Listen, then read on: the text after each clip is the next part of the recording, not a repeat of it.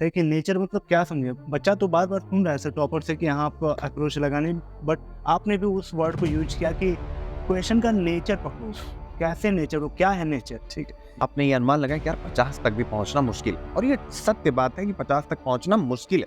आते हुए तो 10 से 15 क्वेश्चन से ज्यादा तो किसी को भी नहीं आता। जो कोई कितना भी बड़ा दावा कर दे कि मेट्स यानी जो कोचिंग में मेरे साथ पढ़ते थे, तो जो लोग प्रीलिम्स पास करते थे, उनकी जो सबसे अच्छी रणनीति होती थी वो किसी को भी सुनते थे। यानी टॉपर्स को सुनो, किसी कोचिंग यानी मेरा सुनो, किसी। हाय एवरीवन, स्टूडेंट्स के एक और शानदार प्लेटफॉर्म पे आपका जोरदार स्वागत है। मेरे साथ हैं सुनील अभिव्यक्ति सर, जिनका काफी लंबा एक्सपीरियंस है यूपीएससी के क्षेत्र में। आज ये वीडियो बहुत ही इंस्पायरिंग आपके लिए होने वाली है। अगर आपका बार बार प्रीलिम्स नहीं निकल रहा है तो ये उन एस्पिरेंट के लिए भी जो 3 बार 4 बार अटेम्प्ट दिए हैं, उनका प्री नहीं निकल रहा है। वहीं न्यूबी के लिए भी ये तो रामबाण साबित होने वाली है। तो हाय एवरीवन, एक बार फिर से नए वीडियो में आपका जोरदार स्वागत है सर। उससे पहले आपको बहुत बहुत धन्यवाद कि आपने इतना टाइम दिया सर। तो सर, इस बारे में पहले आप क्या कहना चाहेंगे उन एस्पिरेंट को जिनका प्री को लेकर डर है काफी? देखिए, सबसे पहले मैं सभी बच्चों को नमस्कार और बहुत बहुत प्यार, उसके साथ साथ बहुत बहुत आशीर्वाद भी कि आप अपने जीवन में जो भी करें बहुत बेहतर करें और अपने माता पिता को हमेशा प्राउड फील कराएं। देखिए, प्रीलिम्स हो, मेंस हो, आईएएस हो या जीवन का कोई भी एग्जाम हो, हमेशा सफलता और असफलता ये दो शब्द जो है हमारे साथ जुड़े रहेंगे। तो सफलता और असफलता, मैं सभी बच्चों से इसलिए ये बात कहना चाह रहा हूँ क्योंकि कोटा राजस्थान की न्यूज आजकल चर्चा में है, जिसमें ये आता है कि बच्चे जो है सुसाइड कर रहे हैं। सुसाइड की जो टेंडेंसी है वो बढ़ रही है, असफलता के कारण ऐसा होता है।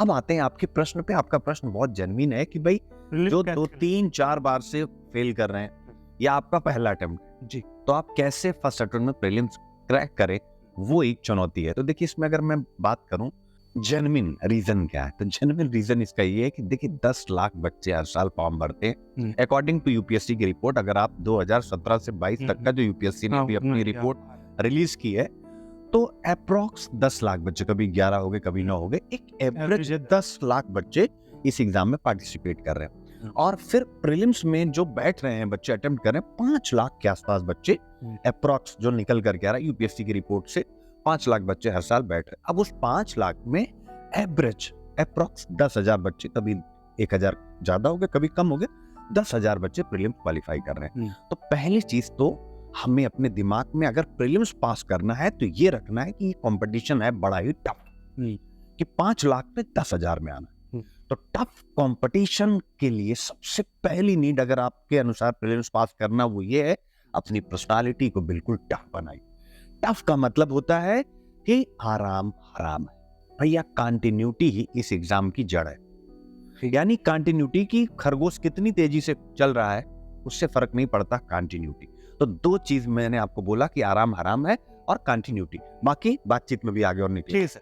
पीवाईक्यू, मॉक टेस्ट, टॉपर जो सजेस्ट करते हैं पीटी ओरिएंटेड चीजें, और साथ ही जो एक्सपर्ट से वो बच्चे पढ़ रहे हैं, ठीक है, अगर वो कंटिन्यू भी हैं तो भी तो 4 साल, बहुत सारे ऐसे एस्पिरेंट सर कि उनको कुछ चीजें समझ में नहीं आती कि एक बार होने के बाद उनका अगर नंबर कम आता है, अप्रोच चेंज कर लेते हैं, या उनको अंदर होने लगता है कि लग रहा है कि मैं टीसीएस की तरफ मूव हो जाऊं, वहां भी उनका डेडिकेशन वीक होने लगता है।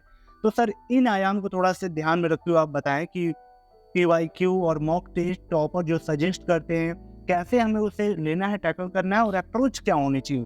जरूर बात करना चाहूंगा।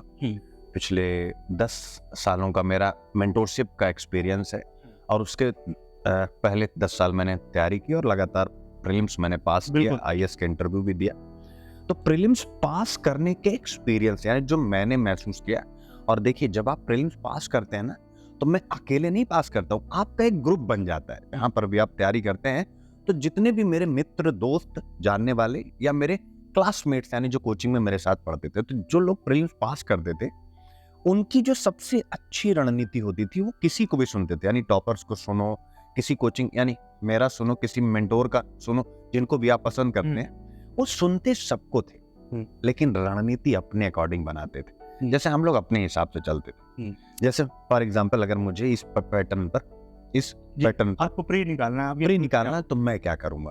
तो मैं सबसे पहले देखूंगा कि भाई 2013 से 22 तक का जो पूरा पेपर है उसका एनालिसिस करूंगा, इनफैक्ट 23 का भी। तो एनालिसिस किया, जैसे मैं कर चुका हूं, तो जो बच्चे हैं एनालिसिस करें। एनालिसिस करने के बाद आपको पता लगेगा क्या कि हिस्ट्री के क्वेश्चन का नेचर क्या है, ज्योग्राफी के क्वेश्चन का नेचर क्या है, एनवायरमेंट के क्वेश्चन का नेचर क्या, पॉलिटी के क्वेश्चन का नेचर क्या, साइंस एंड टेक के क्वेश्चन का नेचर क्या है, इकोनॉमिक्स के क्वेश्चन का नेचर क्या है, और जो मिक्स सब्जेक्ट आते हैं उनका नेचर क्या है, समझ रहे, करंट अफेयर्स का नेचर क्या है। तो सबसे पहली चीज, मैं बस 1 मिनट विकास जी अपनी बात कहूं, सबसे पहली चीज है नेचर को समझना। तो जब आप नेचर समझते हैं तो दूसरी चीज आपके दिमाग में आ जाती है। क्या आ जाती है कि यार इस पेपर में तो किसी भी सूरत में 100 में 50 क्वेश्चन तक पहुंचना नामुमकिन सा लग रहा है, तो आपके दिमाग में आएगा। तो आप क्या करोगे, जब पेपर को देखा और आपने ये अनुमान लगाया कि यार 50 तक भी पहुंचना मुश्किल, और ये सत्य बात है कि 50 तक पहुंचना मुश्किल है।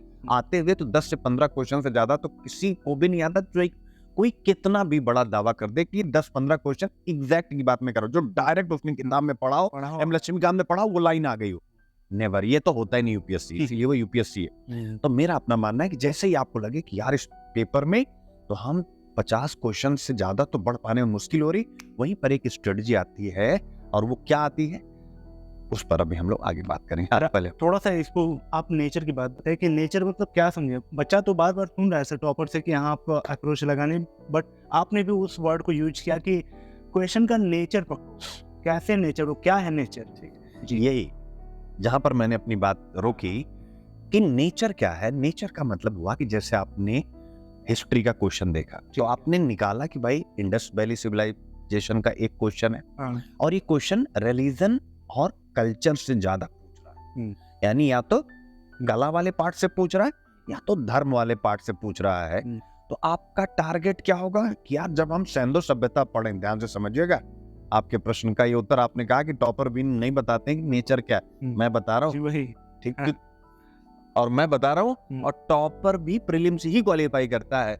मैं भले इंटरव्यू दे के फेल हूँ, लेकिन प्रीलिम्स क्वालिफाई किया ही है। और बच्चों के लिए आज का सेशन क्या है, प्रीलिम्स से पास कर। तो बच्चे आपके लिए 100% स्ट्रेटजी, ध्यान से समझिएगा इसको, मजा आ जाएगा। तो क्या करना है, जैसे मान लीजिए आपने कहा ना कि नेचर, तो नेचर को कैसे पकड़ेंगे। आपने हिस्ट्री स्टार्ट किया, आपने देखा कि यार जो इंडस वैली सिविलाइजेशन का क्वेश्चन आ रहा है, इसमें जो ऑप्शन दे रहा है और जो क्वेश्चन पूछ रहा है, यार ये या तो प्लेसेस के बारे में है या तो कल्चर के बारे में, यानी रिलीजन से पूछ रहा है, आर्ट से पूछ रहा है। तो आप क्या करेंगे, पढ़ेंगे इंडस वैली सिविलाइजेशन पूरा, भाई स्टार्टिंग से किसका भूगोल क्या, इसका इतिहास, ईच, यानी कि आप उसका बैकग्राउंड पढ़ेंगे, सोसाइटी पढ़ेंगे, रिलीजन पढ़ेंगे, इकोनॉमी पढ़ेंगे, सब पढ़ेंगे, लेकिन फोकस कहाँ करेंगे, रिलीजन और आर्ट एंड कल्चर पर। ऐसे आप इंडस वैली सिविलाइजेशन के बाद वैदिक एरा में गए, वैदिक सभ्यता में आप पहुंच गए। तो वैदिक सभ्यता में आपने देखा, पेपर पूरा पढ़ा, यार अभी तक जो भी प्रश्न है ना लिटरेचर से पूछ रहा है या धर्म से पूछ रहा है, तो आप क्या करेंगे, वैदिक साहित्य, ऋग्वेद, यजुर्वेद, सामवेद, अथर्ववेदा, उनके जितने भी वेदांग उपनिषद, आप उस पर फोकस हो जाएंगे। फिर आपने देखा, अरे यार सिंधु सभ्यता में भी रिलीजन से पूछा, यहाँ भी रिलीजन से पूछ रहा है कि किस देवता की उपासना सबसे ज्यादा की जाती थी वैदिक काल में। तो आपने कहा अरे यार मजा आ गया, इसका मतलब यहाँ पर भी धर्म पर फोकस है। तो आपने क्या किया, तुरंत लगाया कि इसका मतलब जब हम हिस्ट्री पढ़ेंगे तो हम आर्ट एंड कल्चर वाले पार्ट पर ज्यादा फोकस करेंगे, बाकी हम छोड़ेंगे कुछ भी नहीं।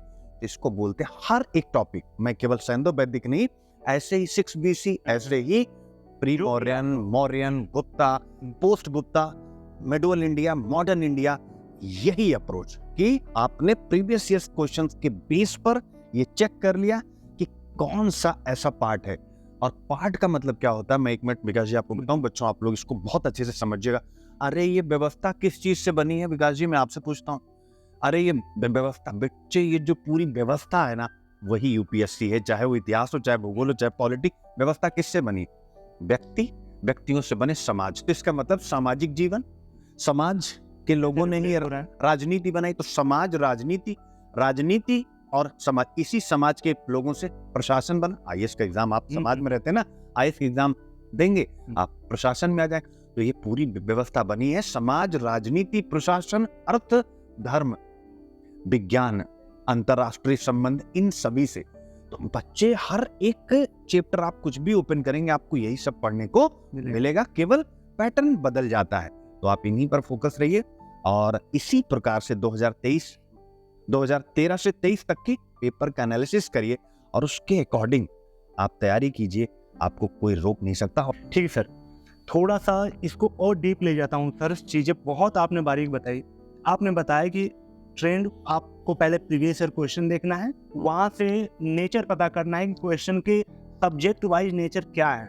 ठीक है, मैंने नेचर पता कर दिया और चीज़ें पता चल गई कि हाँ इस वाले पोर्शन से ज़्यादातर क्वेश्चन आ रहे हैं।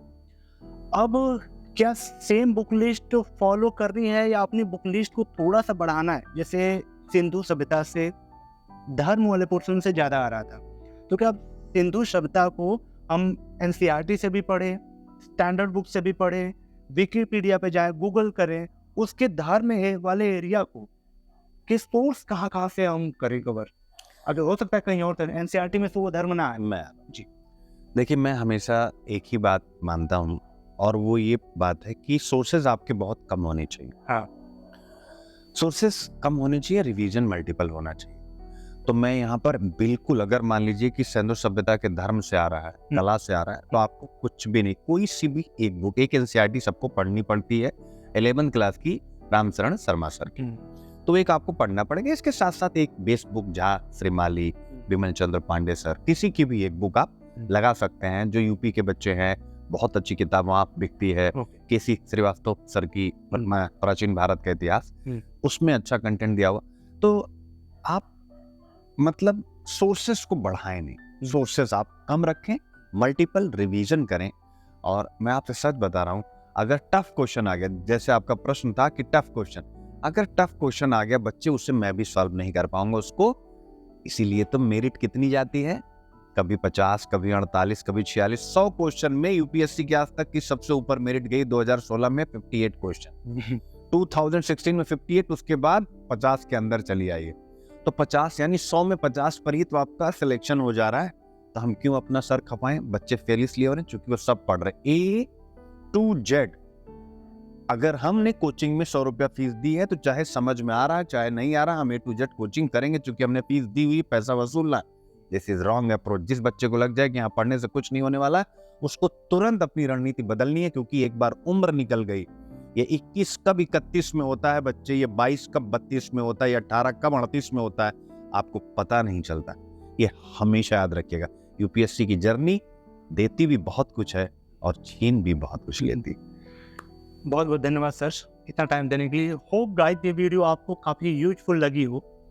कैसे लगी वीडियो कमेंट सेक्शन में कमेंट करें। साथ ही अगली वीडियो किस पे चाहिए सर के द्वारा ये भी बताएं। तो जहाँ रहें सुरक्षित रहें, तब तक के लिए thank you so much and